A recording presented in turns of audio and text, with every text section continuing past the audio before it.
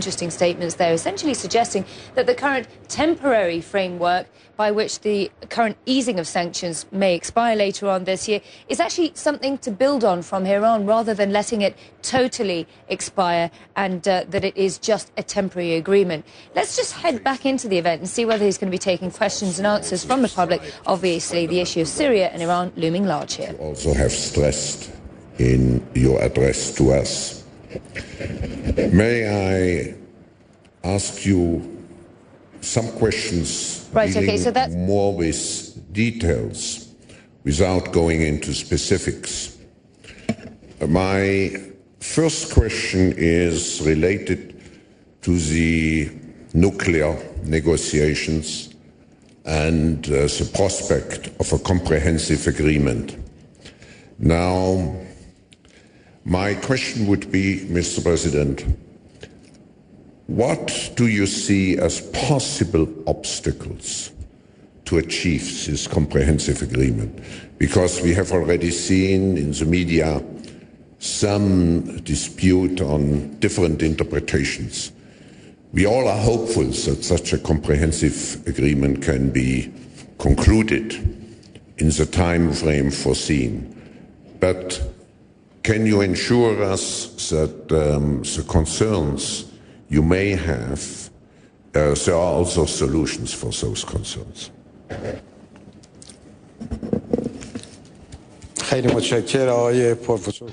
Thank you, Professor Schwab. Your question, sir. Well, the Islamic Republic of Iran has a strong will, a serious will. Again, when it comes to the nuclear program, to reach a comprehensive agreement with the 5+1 countries, I do not foresee an impediment in the way of this agreement. As far as Iran is concerned, this will is present and it is strong. The Islamic Republic of Iran has never desired a nuclear weapon, and it will never desire to have one in the future. At the same time, the Iranian people are not willing to give up their peaceful technology within the confines of international rules and regulations and under the supervision and monitoring of the agency.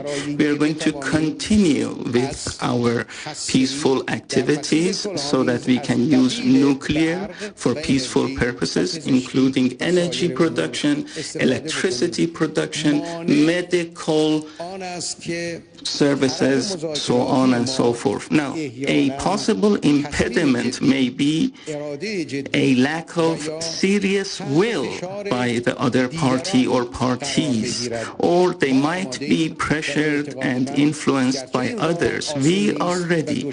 Of course, before I continue, I need to say that this is a long and winding and difficult road. However, if we remain serious and have enough will, we can push through. This will benefit Iran, this will benefit the 5+1, this will benefit the West and the world over.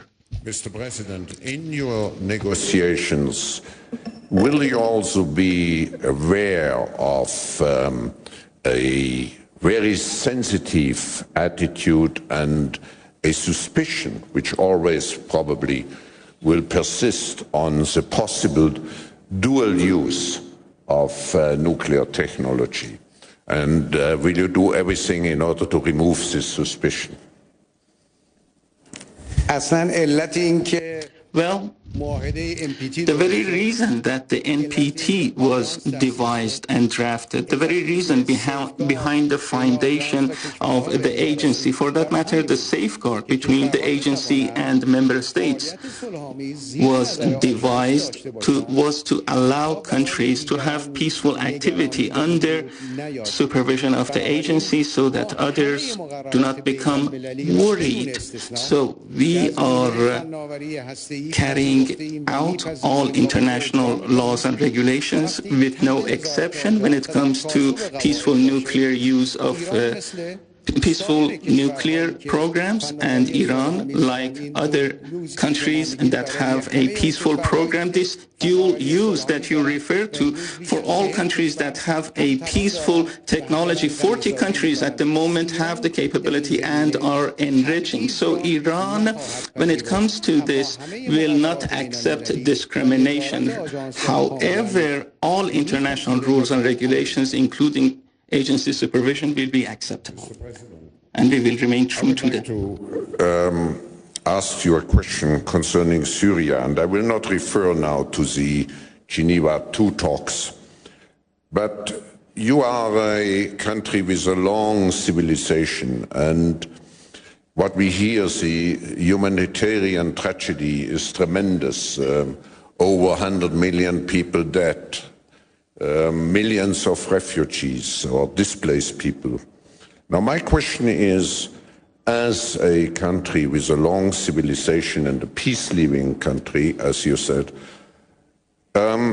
we all have, of course, a moral obligation to stop this tragedy. What will you do in order to stop this tragedy? Soon. Syria has been engulfed in a major catastrophe, and the people have borne the brunt. As you pointed out in your comments, millions of innocent people have been killed, have been injured, or made homeless, and refugees. In this cold winter, this only adds to the misery. It is a miserable situation and very sad. Of course, we also have to be sad and concerned with the presence of terrorists, and such terrorists pouring into Syria. They are ruthless killers. Sometimes they kill innocent bystanders, and in other instances fight amongst themselves. This is indeed sad. Iran believes that everyone, all of us, should try our very best to first put a stop to bloodshed inside Syria. Later, all of us should work together to push terrorists out of Syria, and also advise their supporters, countries who support them, that this is not to their interest. The next stop will be their country for terrorists. Later, we have to pave the way for the opposition to sit around a table with the government. The best solution is to organize a free and fair elections inside Syria. No outside party or power can decide for the Syrian people and Syria as a country. We should all come together to help the people. At the moment, we are sending a lot of humanitarian aid, including medicine, foodstuff, so on and so forth, for Syrian people. We are helping them. Everyone should help the Syrians. Everyone should work together to create conducive conditions leading to a free and fair elections. And whatever will come out of this, all should accept. Have as the first priority to stop the tragedy, second to fight terrorism, and number three, to make sure that Syria finds its own way to build a peaceful future. But let me come to another question, the last question. You mentioned the commitment of your country to establish peaceful relations, normal relations with all other countries in the world, and you emphasized particularly with all countries in the regions. My question is, do you include all countries?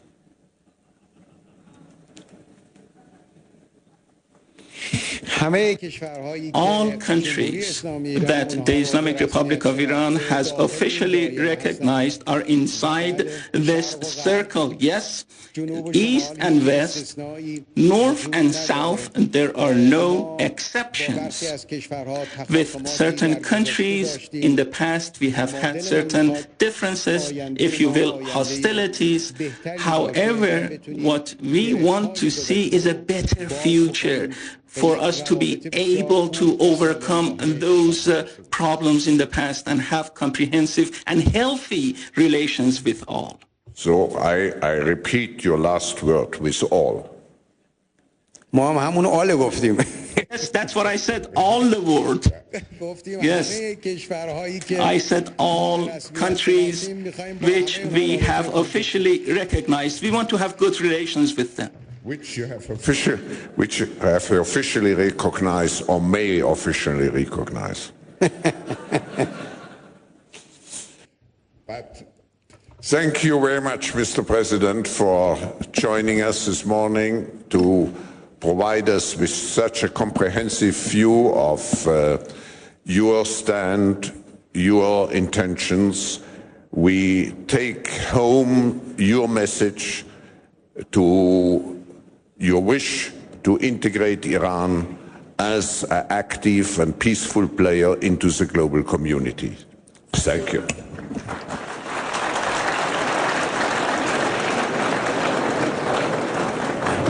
Right.